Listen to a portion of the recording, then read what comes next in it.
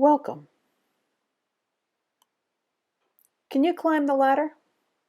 Which ladder, you ask? In the year 600, a monk was asked to write what is referred to as the Ladder of Divine Ascent. It is sort of an instruction manual for monks who want to get closer to Jesus Christ. The monk who wrote this is known as John Climacus, or John of the Ladder.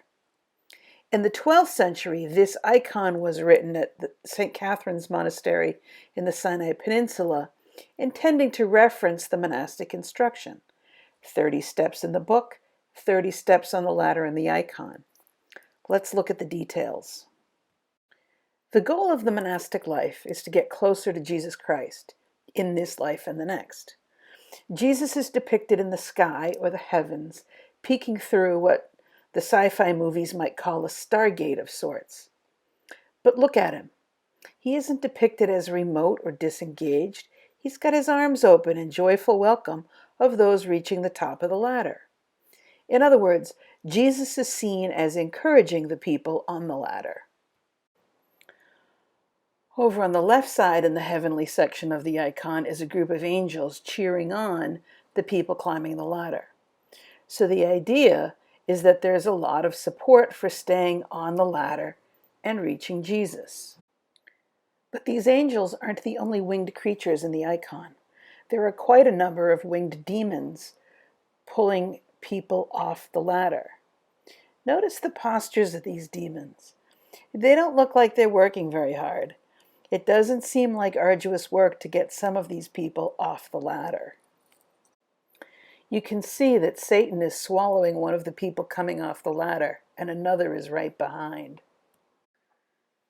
Just as the top left reflects the heavenly afterlife, the bottom right reflects the hellish afterlife.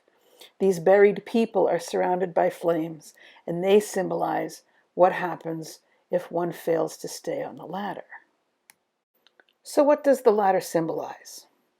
In the Climacus work, the 30 steps are organized into 6 types of steps. The process starts with stepping away from the world and committing oneself to the instruction of a senior monk.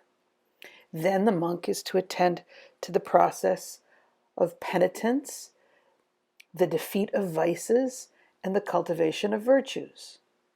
From there, the person following an ascetic path has to work on avoiding the traps of the ascetic lifestyle, like pride, laziness, or mental stagnation. These are all precursors to cultivating peace and equanimity.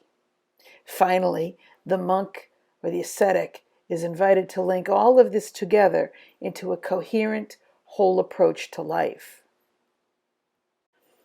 Notice, there are just as many people being pulled off the top as the middle of the ladder.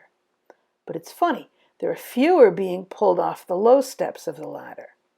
Is this a way of indicating that it's pretty doable in the early stages of this path, but that the risks are greater as one gets closer to Christ? What does your ladder to Christ include? What asceticisms have you undertaken lately? Have you recently undertaken some way to live better or be healthier? Have you set a goal about a virtue you want to cultivate? Can you stay on that path, or are you pulled off?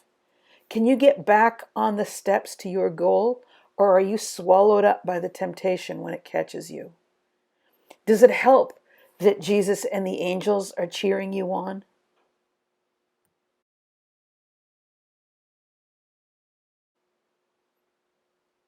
Thank you for watching. God bless.